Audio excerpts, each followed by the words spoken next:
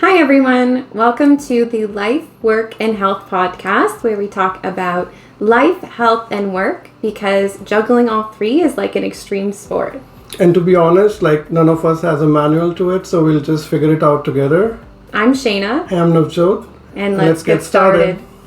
All right, so today we are talking about mental health and wellness as well as physical health and wellness. And we're talking about how rest, reset, and recharge is a very important part of our everyday working lives and trying to deal with the hustle and bustle of everything that goes on in our lives.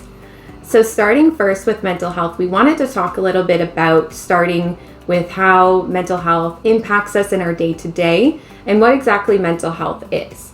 So mental health is something that every person has. And when somebody's talking about a decline in their mental health, they're starting to talk about symptoms of a mental health condition. And that is something that is really important to talk about because I find so often with mental health, people are so scared to talk about mental health. And with mental health as well, I know for myself, I have struggled significantly with navigating through my own mental health and well-being and having to work on not overloading my plate and trying to figure out how to navigate all the different mental health challenges that we experience in our day-to-day lives from everything that goes on. And also in the last video also we discussed about how different culture take mental health differently and how there's a difference of other cultures not accepting mental health as a disease. So I think it's really important to talk about how mental health affects your day-to-day life, and it'll having that rest and rejuvenate will help you work more efficiently. Yeah, most definitely. And I think it's very interesting to see the relief that people have when you talk about mental health. I find for myself, a lot of times when I'm talking with people, I talk about the profession that I'm in, I talk about my experience, I talk about my own mental health and well-being as well, and the different challenges and symptoms that I experience in every kind of stage of my life so far. And to see the relief and just the opening up of people is something that's very wonderful because it creates a space for people to talk about something that they feel they can't talk about at all. Yeah. And it's nice to see that when you open up and other people open up, you can start this kind of movement of a conversation, which is what we need. And I know that we are in a bit of a movement, and I'm going to use quotations there because I feel we're still not where we need to be. And a lot of people, they'll say that they're on board with supporting mental health and well-being, but then are doing quite the opposite in their actions. And I think also the pandemic also helped people to understand mental health more because at that time people were having lots of mental health issues because of the isolation and less socialization. So I feel that also helped people to learn about mental health more. Most definitely. I know for me during the pandemic, and I'm sure for many people, it was a really big struggle, and it was something, consulting with healthcare professionals and making sure to navigate through those different things. And it's something that I find myself still struggling with is navigating those mental health challenges and trying to take care of myself, because I know for myself in the past 11 years of working, I've worked a minimum of 2 jobs. At one point I was working 6 jobs.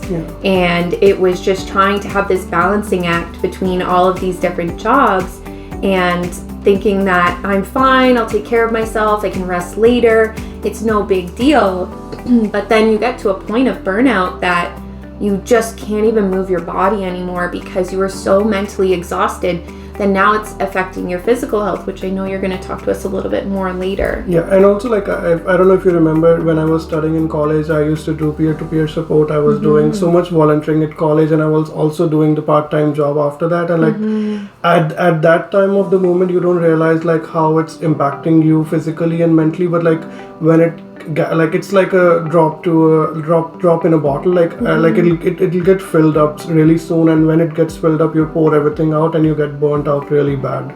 Yeah, I know, and we had this conversation many times because I had told you so many times that you needed to slow down because you were doing too much, because you would tell me what you're doing in your day. Yeah. And she's like, oh my gosh, this is too much right now, and you need to take care of yourself. I remember having a planner about every 2 hours or something I need to do something, or I need to do something for work, or maybe something for college, or it was so much. And that's one of the things that I don't take breaks, and I'm learning why it's important. And even now, at my job, I don't take too many breaks, and that's something I need to work on. Yeah, I know. And I think that's why we mesh very well with our personalities, because they're so similar in that sense, where we're both just go, go, go type of people. And so we are just always looking for the new thing to do. We're trying to always do 10 different things at the exact same time. And it's something that even when we meet to talk about the podcast, it's like, nope, can't do this day. Nope, can't do this day. And we're trying to navigate through all of that. And we really only ever have one day a month. This month, we only had one day that we could record this. It's more like we have work ADHD. Yeah, it's true. It is true that we do have something that we're struggling with, and being kind of workaholics and overworking.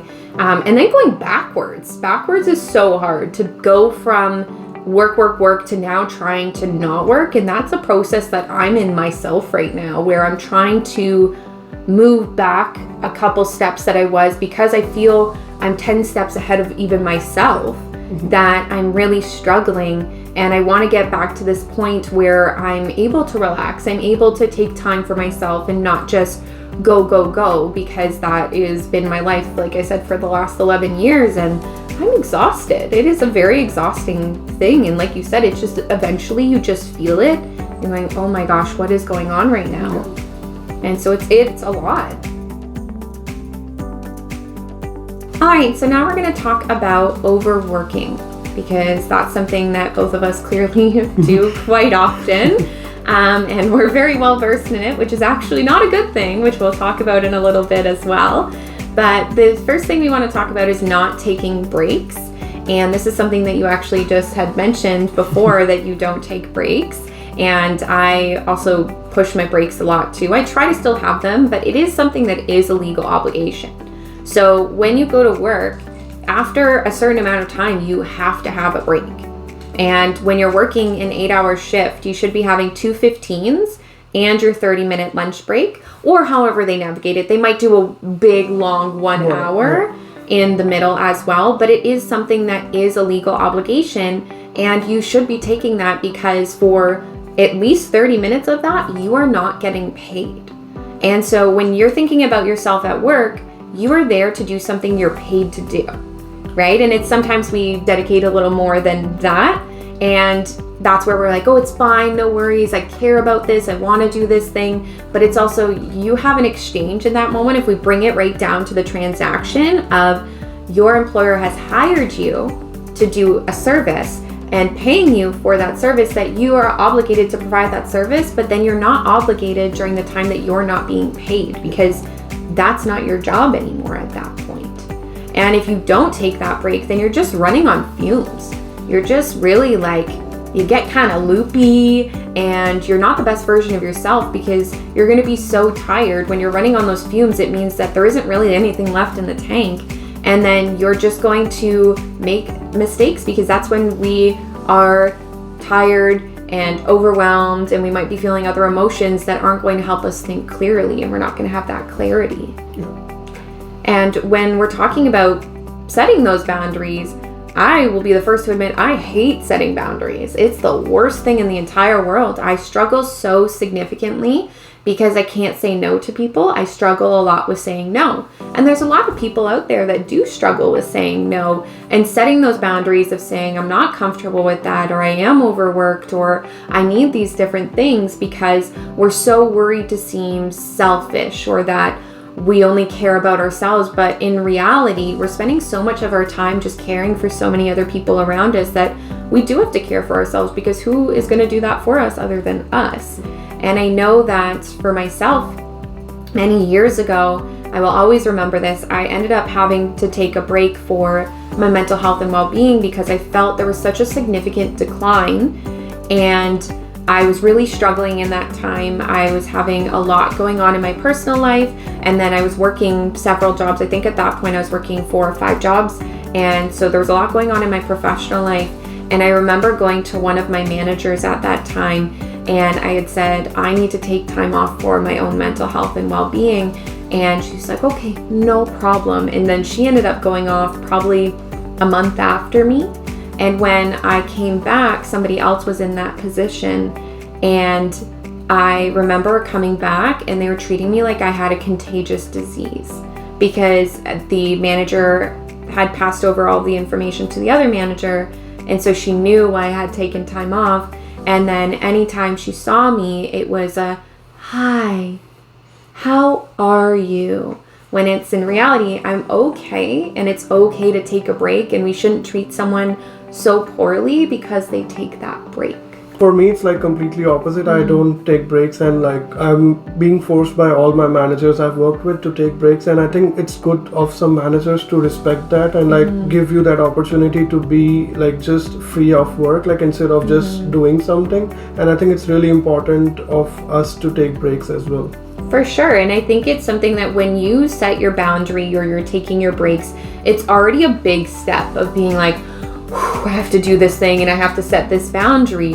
And then when you do it, you want to be met with that warm, supportive environment. You don't want that hostility or someone to treat you differently, because then it's going to decrease the likelihood of you ever taking that break again, because you don't want people to look at you like you have a contagious disease of some sort that they're going to catch if you walk near them at some point. And I think having managers that are supportive like that is something that we need. We need to be able to have those managers to say, you need to stop, you need to slow down, because when we're not able to look out for ourselves, we need someone else there to look out for us, and that is a part of a manager's job. Yeah. And I think sometimes it gets lost in translation of what exactly is the support, but it's also that managers also have to take care of themselves, Yes. right? They are also human.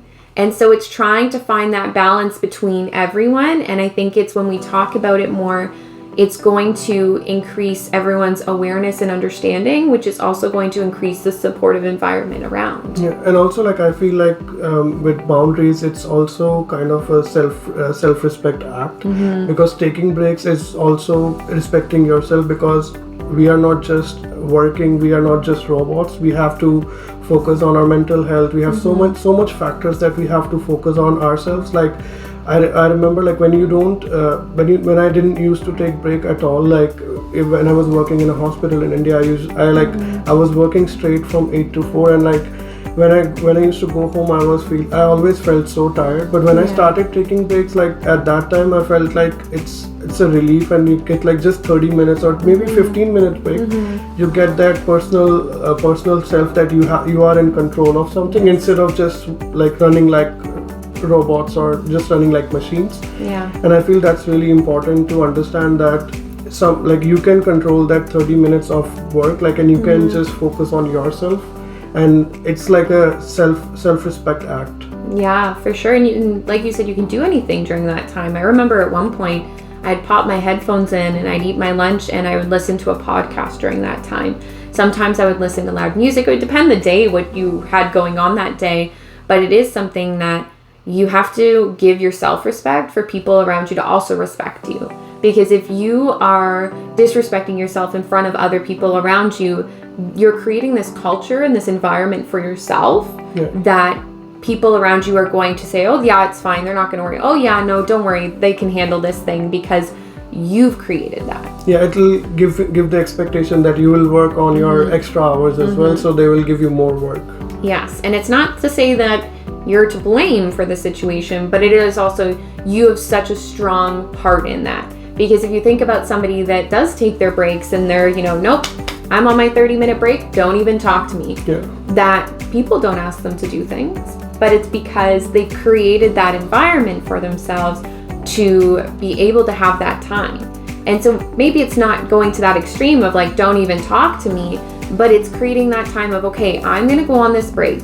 During this time, I would like only emergencies to be shared with me, so that I'm able to enjoy this time for me to be able to do what I want. And like we do have sometimes like some situations that we cannot avoid to like, and we have to skip our breaks in some situations. But like we should still set that boundary that this, for example, like this from 12 to 12:30 is my break time, and like no one will disturb me, or like I'll just turn off my phone for that 30 minutes. Yeah, and I think the biggest thing to always remember, and I just read this recently, is that life is not an emergency. And most things that, even things that are labeled as an emergency, aren't truly an emergency. Yes, you might like it done in a timely manner, but at the same time, is it life or death? No. So it's not technically an emergency, and so we're go, treating it like it's an emergency, but in reality, is that 30 minutes really going to make or break whatever it is? And you can plan, right? If you know that from 12 to 12:30, this is my boundary, you can create this stuff before, you can do stuff afterwards. Is that 30 minutes really going to make or break anything? Most likely not. There are, like you said, going to be situations where for sure it might make or break things, but very seldomly is that going to be the reality. And so that's where something that both you and everyone around you should recognize, that this is something that can wait. And also, like, if we have that, like as you said, like if we set that time that it's a fixed schedule, so it'll help us like manage our whole day as well. Like we can manage things around that time, and we can like plan things ahead so that we don't, like, that time doesn't get hindered or with something else. Yeah, absolutely. The next topic we're going to talk about here is keeping yourself busy, which clearly both of us have already talked about how we love to do that. And usually when you're keeping yourself busy, you're overloading your plate, right? So if you think about if you've gone to the Mandarin and you're just like a mountain, a heap. I'm not a big fan of the Mandarin, but I've seen people do it, right? Where they have this big mountain of food, and it's that their eyes are bigger than their stomach because they're not going to eat all of that. And that's the same with when you're picking up work things, especially when it's small little things. And you're like, oh, it's okay, I'll do this. It's just one day a week. Oh, I'll do this. It's okay. It's only 30 minutes.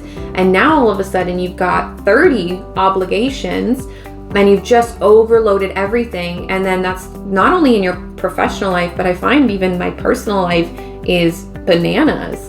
And I feel I'm just constantly picking up other things and trying to do things and fill all of my time.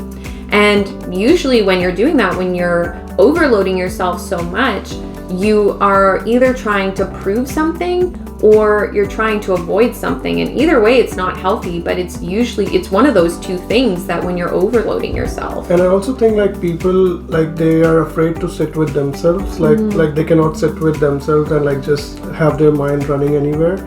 That's why I think they try to get everything on their plate so that they don't have even like 1 minute to sit with themselves, because they don't know like where the mind will take them. Yeah, for sure. And we were talking about this earlier about an inner critic and an inner advocate, and how you have both in there. And your inner critic is so loud all the time about so many different things. And usually when somebody does verbalize something to you, you're like, I've already thought about that myself, right? Because we just pick ourselves apart, and very rarely do people notice something. It's like when I used to play piano, and my piano teacher told me that if I ever made a mistake, just keep going. Because if you stop and you're like, oopsies, then everyone knows. But if you keep playing, most people, they're going to have no idea because they don't really know what is entailed in all of it. They don't know every beat. Of course, somebody that is well versed in a piano would know. But aside from that, that's not something that a lot of people would notice. But we notice it because we are critiquing ourselves so much. But it's that we have to start to give that microphone, our hypothetical microphone in our brain, to our inner advocate, because they have a voice too, and they have an important voice. Like, it's funny that you mentioned about mistakes, and when we started recording this podcast today, we had like, I think maybe 100 times we recorded it again. Like, we started laughing out of nowhere, and like, that's the thing, we can edit that mistakes later, but we have to focus on the main thing, that we have to do the podcast, not just the mistakes. Yeah, for sure. And I think that's even last time after the podcast too, we were talking about certain things. Like for me, it was the nodding of my head. I just nodded my head the whole time.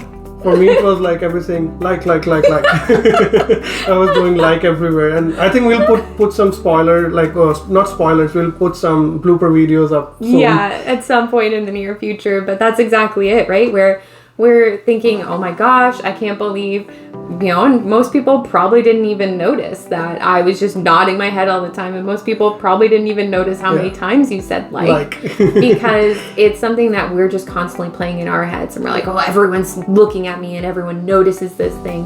When in reality, they don't.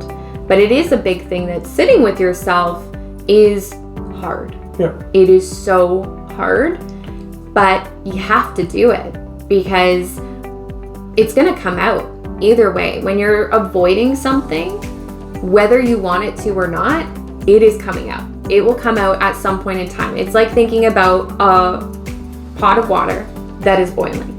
Eventually, it will boil over if it sits there boiling for long enough. Yeah. Right? If you don't do anything, you don't take care of it, it's going to boil over. And you are the exact same, right? As not just you specifically, humans, everyone. Sorry, I realized that was a little personal there. But everyone is the same, where if you don't take care of it, then it's going to come out and it's going to kind of, I like to use the word bleed into other parts of your life, because now it's going to show up in your personal life, in your relationships. It's going to show up in your professional life because you're not going to be able to show up to work on time, or you're going to be very short with your clients or whatever profession you're in. It doesn't have to be in healthcare, but you might be short with people when you don't actually mean to be. You get very overwhelmed by things. Smaller things start to seem like a bigger thing because you already have so much going on that adding in anything else is just going to make it bleed into other parts of your life. So when we talk about sitting with yourself, it's important that you take that time and do it on your own terms, because eventually it's going to happen and you're going to be just bombarded by it at one point in time where you're just going to be so overwhelmed. You're going to have so many thoughts and you're not going to be able to deal with it. You're not going to be able to cope with it. So make the choice, do it on your own terms. Like I just remembered when you were talking about boiling water, I just remembered a scientific experiment I saw on YouTube. So they had two different pots and they had a frog. So they put the frog in a hot boiling water. He jumped out as soon as they put him in the hot boiling water. But what the next thing what they did was they put the frog in a cold water and they start heating it up slowly. And like the frog didn't realize it until it was to the boiling point and it was too late for him to get out. It's similar to like with mental health. That makes me so No, sad. they didn't actually kill the frog. They were just telling what will happen. Okay. For anyone else, the frog is okay. Yeah. That was the important part of this story. So like this is how mental health will work. Yeah. Like when you are, I know like when you get to a big situation, you will see that that's impacting your mental health and you will try to get out of it. But if it slowly builds up on you, like you won't be able to get out of it, and like you'll be helpless at the time of when the water starts boiling. Yeah, I absolutely agree. It's one of those things that when you see the signs and symptoms, it's too late at that point. And it doesn't mean that you can't go backwards now and try to, take that time to take care of yourself. It just means it's going to take so much longer. And I find I always like to relate it to physical injuries, because this was something my coaches always used to tell me when I was playing soccer, that it's better to take time off on your own terms, right? If you rolled your ankle, for example, because that was always a classic injury, and I did that so many times. And when you take that time off, it's like, okay, take the time off now and you're off for a week, instead of playing on it. And then 2 months from now, you're forced to now take off 6 months, right? So you're ultimately taking less time when you do it on your own terms than when you're bombarded with it. Yeah, for sure. And I think the other thing too that's very interesting when we talk about the side of proving yourself, because we talked a lot about the avoiding side, is that when you're trying to prove yourself, you're doing so many things to just say, look at me, I'm capable of these things, and you're trying to feed some of the insecurities that you have, that your inner critic has pointed out, and you're trying to prove that those things don't exist and those flaws don't actually exist. But in reality, something that my professor said that was very interesting is that if you are spending so much time trying to prove something, is that really you? Right? Because if that's you don't need to prove that, because first of all, you owe nothing to anyone. But secondly, you wouldn't have to prove so much that this is who you are. I feel like the mental health and mental stress of not like having overloading yourself with so much tasks and everything, or not taking breaks, that it impacts your like daily performance, and you will feel that you are doing your 100%, but it will not be your 100%. Like even though like you're trying to be like doing everything like it's like dividing yourself like in smaller parts. You cannot like do everything together. You have to focus on one thing at a time and give your 100% to one thing. And to do that, you have to focus on yourself first to give your 100%. And I also feel like when you're working in a team, it really impacts the team as well, because your mental health impacts everyone that surrounds you at work, at home, or even if you work with residents, it'll impact them as well. Because they are there to be happy and they don't want anyone to be having mental issues or having like sad days or bad days, and they walking with them, and it'll impact the teamwork. You might become the weakling of the team because the team is too focused to make you happy or make you work, or anything could be like that, and they will lose the main focus of the team. For sure. And I think that is such a big part of it, that when you think about just even picturing a physical chain and you have the weakest link in the middle and you pull on it so much, it is going to break. Because even though the other pieces of that chain are strong, it doesn't matter, because you have that piece in the middle that is just ultimately going to bring the rest down. And that kind of brings it back to when I was talking about it bleeds into other parts of your life, that you don't feel like you realize it, but it's something that does happen. It absolutely happens, and people around you will notice it, and then eventually you will notice it, but then it brings it back to once you notice it, it might be a little too late at that point. But I like to always compare ourselves to a phone, right? Where how often do you charge your phone? Almost every night, right? Or almost every day, depending on what your charging habits are. And you can use your phone for so long, but then it'll run out of battery eventually. And so if you don't plug it in, it's going to die.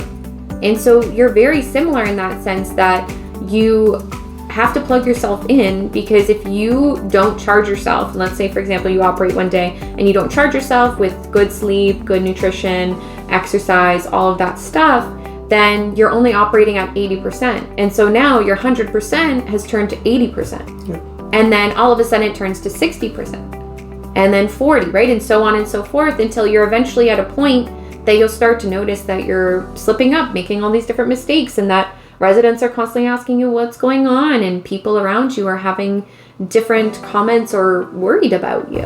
Like initially, I think not everyone will tell you like you need to work on it, but like they will try to avoid it until it's too late. But I think usually at that time, like you are let go of the job if you're not able to accept that your mental health impacts others as well, that like it's too late for you and the job as well. And everywhere you are, regardless of where you are, I mean, yes, of course, when you're working with people, you have a bit more of an impact, but regardless of where you go, you have an impact on people's day everywhere that you interact, right? You have an impact on my day, I have an impact on your day, right? Going to the grocery store, you have an impact on the worker's day, the worker has an impact on your day.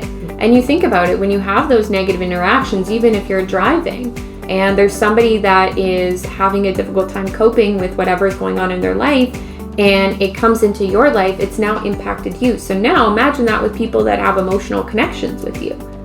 They're going to feel that so much more, because they're so much more connected to you, and you're more likely to kind of offer those not so great parts of yourself to the people that are a bit closer to you because of comfortability, right? But it is something that no matter where you go, you have an impact on everyone around you, and you need to be aware of that impact. You shouldn't obsess over that impact, because then you're just going to think the whole world, the weight of the world is on my shoulders, and it doesn't need to be. But it's still reminding yourself that when I'm not feeling well, it's not only impacting me, because a lot of times we'll make decisions and we're like, oh, it's fine, it's just me.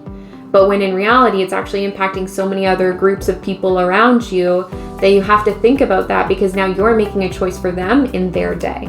And I've always said that, I'm sure I've said it many times in our classes, that I don't like when people make choices for other people around them, because you can make choices for yourself at the end of the day, but it's not fair when you make that choice for people around you, especially if it's a negative impact. I would just like to add, when you said like impacting others, like I would like just a fun thing I thought of it, like the universe doesn't revolve around you, but you do have an impact on the universe. Oh, I just that. thought of it. Yeah, look at that. Oh, that's nice. I like that. So the next thing we're going to talk about here is vacation days, personal days, and sick days. So these are there for a reason. They exist and you have them every year. Depending where you work, some places might carry them over, which is always very nice if they do. I know for my father, when he was working, they would carry everything over. So by the end of his career, he had so much sick time because he never really was sick, but he had so much sick time, so much vacation time, things like that. But it's also keeping in mind that you need to take these. They're there for that reason, to take them. They aren't there just to be like, oh, this is something that exists. It is something that you should take. And you should be encouraged to take it off. You shouldn't be made to feel like you should not take it off and you need to feel bad and guilty and shameful for taking it off. And I actually had a workplace, and when we were talking about this before we started recording, you were surprised at what they've done. But the only workplace I've ever worked that did this was that if you didn't take your vacation, they would schedule it for you. Where they'd say, okay, you have until such and such time to schedule your vacation. If you don't schedule your vacation by that time, well, we're just going to schedule it for you, because they were very focused on ensuring that people had that time off that they desperately needed. And it's interesting for me being at this point now and talking about this thing, because very early on in my career, and I mean, honestly, I do still struggle with it quite a bit, is that I was so proud of not taking time off. And I remember I would walk into work and I would be so sick. I would be so sick and I would just go in. This wasn't when I was working in healthcare. I was in a different job. But I would go in so sick and I'm like, yeah, look at me. I'm here. And then I'm also almost going to pass out at the same time. I'm feeling this pride, but I'm so sick that I'm going to pass out. And I was so proud of not taking vacation days and just always being at work. And that's not really something that you should be proud of. You should be more proud that you're taking the time and that you've taken those steps to have those boundaries to say, this is my time that I'm taking a vacation for me, or this is, I'm taking a personal day because I need it. Or if I'm sick, taking that time off. Why should I be dragging myself in if I'm unwell? That's not going to help with the performance either, because now I'm going to be operating at a lower level. And you always have to remember that you work to live, you don't live to work. And that is always a motto or a mantra that you should repeat to yourself constantly, because when you start to get caught up in those things, you should remind yourself that my whole existence and my whole life should not be work. I'm working to have an income. Bringing it back to what we were talking about near the beginning, is that your employer, that transaction is they're paying you for a service, you do that service, and then you leave. And that is it. And that is what you're paid to do. And then you go and have a life outside of that. And like when you were talking about how you felt like when you were overworking, I think that'll bring me to the next point. Like it'll lower your self-esteem when you're overworking everything and you're not taking break or you're not taking time off for yourself.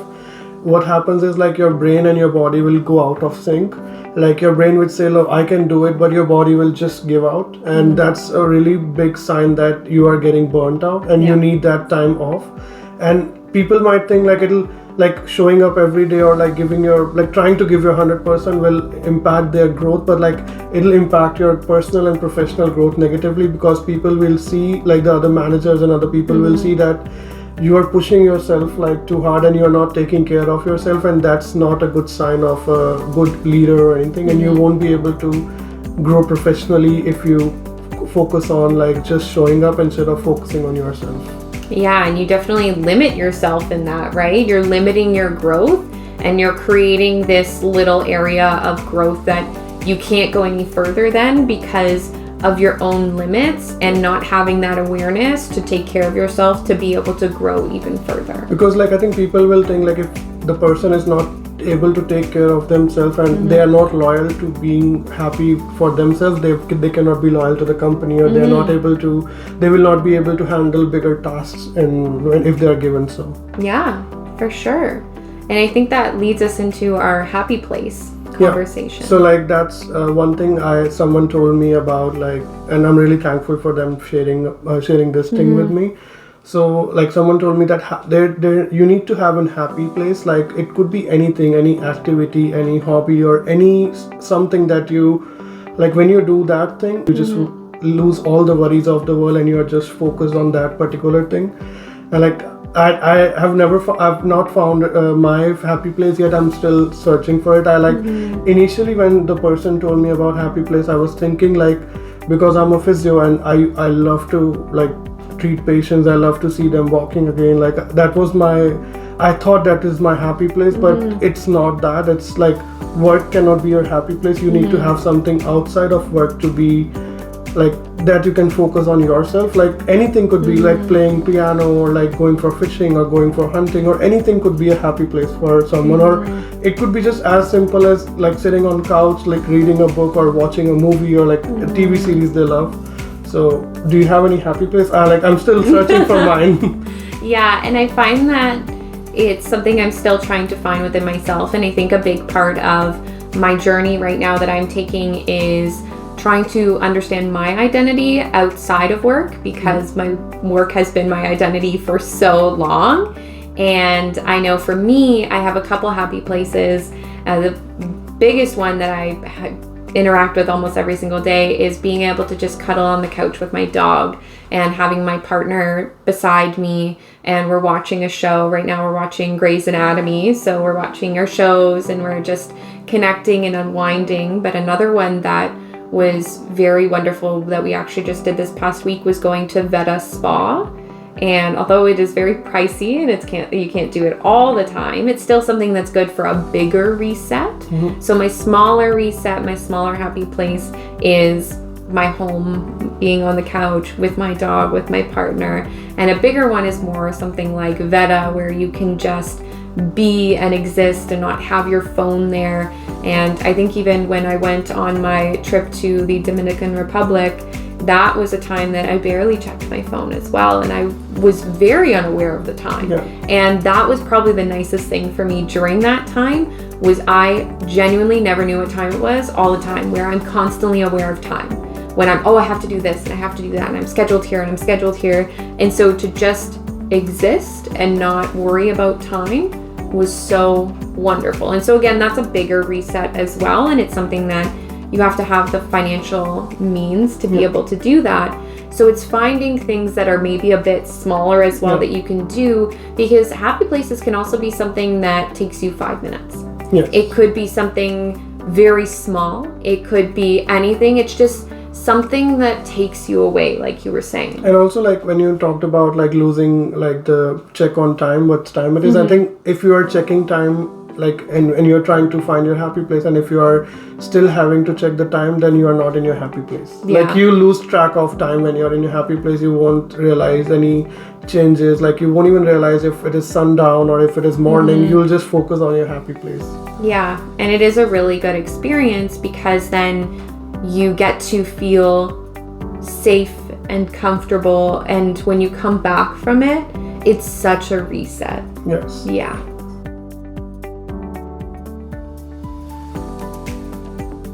All right, so now we're going to move into our final topic here. And at the beginning, we were talking about how this will impact your mental health. And we've talked a lot about mental health and how taking personal days, vacation days, overloading, keeping yourself busy, how all of that impacts your mental health. But we also are going to talk about the physical health. And I'm going to pass it over to you, because you are well versed in this and you can give us a lot of good information on that. So I would like to say, like when we think about not taking breaks, it impacts our mental health, and it also impacts our physical health, because when we don't take breaks, what happens is we have that repetitive movements. Like for example, if we are helping a resident getting off a chair or anything, we do bend our back, or even we are doing a sitting job. If we are like, for example, if you're doing an IT job and you are just sitting on the computer whole day long, like your wrists or your back or your neck will have that repetitive stress. You won't feel it at the same time, but what happens is when it goes for prolonged period of time, like that low frequency stress will impact your posture, and like in later stages it'll impact your, maybe if it is related to your lower back, it'll impact your legs, even if it can impact your like calf muscles and like circulation of blood. It'll impact so much that it'll be difficult to like come out of it. It'll take like long therapy or long months of therapy or rehabilitation just to get out of it. So I feel like if we do like small activities and small things, that maybe taking 5 minutes off and doing some exercises while you are doing the work, it's really like gets the load off your joints or gets the load off your spinal cord, and have that like being aware of that posture, like being proactive about your posture, how you're sitting, if you're not like slouching down, or you're like how your hands are positioned when you're using the keyboard. It really impacts in long run, and I think it's a good thing to talk about when you're taking breaks. Take that 10-15 minutes and do something, or maybe just get out of your chair and walk and do some like back stretches or do something. Before we start any of these active exercises, I would like to add that please consult like a professional before you do it on yourself, because if you have a pre-existing condition, or like if you have something already wrong with your back or a neck, please don't do it until you consult someone, because these are like general exercises, and these exercises I encourage everyone to do it like when they are sitting for longer periods of time, or when they are just like having a stable job instead of moving all day.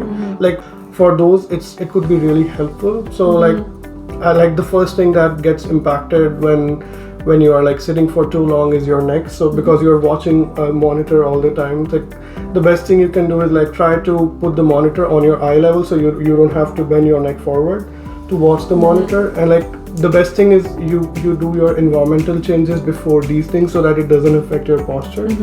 And like for simple exercises for your neck would be like just stretching your neck towards, like trying to touch your ear to your shoulder like this, and holding for 10 seconds, and maybe doing it on the other side as well.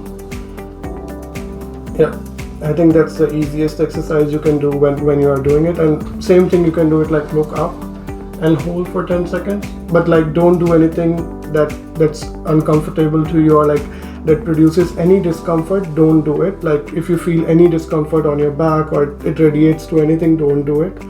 Consult a professional. And so the next exercise could be like try to touch your ear to your shoulder and try to look up. It'll put a stretch towards your chin and your neck. Yeah, and you can do it at like both sides. And I think these 3 exercises are really good for your neck when you are sitting for longer periods of time and you're using a monitor continuously. And then you can like, if you focus on your upper back, like the best thing you can do is just like stretch your back, and like that's the easiest exercise. I think everyone does it when they are tired, but like if you do it on regular basis, like just do 5 stretches, and like, or maybe like put your like hand behind your elbow and like stretch your back like this. I think these are the basic exercises that everyone knows, but they don't perform and every day. When they do it every day, it'll really help them. And same thing with lower back, you can just look towards the other side and try not to move your legs, so like the legs are stable. It just like stretches your lower back. You can do it both ways. Like I tell everyone, it's the easier way. When you have a chair with the handle, you can put your left hand on the handle and try to look that way, so it doesn't move your whole body. And these are the basic, and you can like try to touch your left hand to the floor and like go like this both ways. It's also focuses on your lower back. I don't know why I panicked in that moment of what one was my left hand. So, and that's the easiest exercises anyone can do. And if you are using a keyboard lots of the time, try to like lift your like wrist above the hand. Like hands should not be like this, it should be like this, because when you do it like this, it forces like your carpal tunnel, like it narrows it down, so your nerves gets impinged, and for prolonged period of time you'll have numbness in your hand, or it'll have pain in your hand. So like try to have something like they have a wrist, like I think on Amazon you can find a wrist pads. You can put it's a longer thing, and you can put it like this, so your hands are not like going up, it's going down. And even I think the newer keyboards, they have a wrist pad nowadays.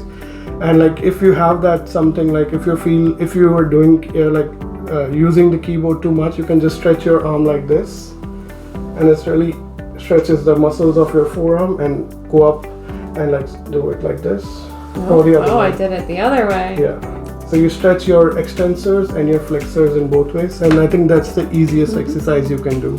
And also you can do like this if you're too tired. This is not an exercise, it's just if you're too tired. If you're feeling a little tired that day. I think that's the basic exercises, but like I'll say it again, like consult a professional before you do something. If you have a pre-existing condition or if you have a pre-existing pain, please consult a professional before you do it. Yes, disclaimer. All right, well, that's all we had for you. So thanks for listening. I'll see you next time.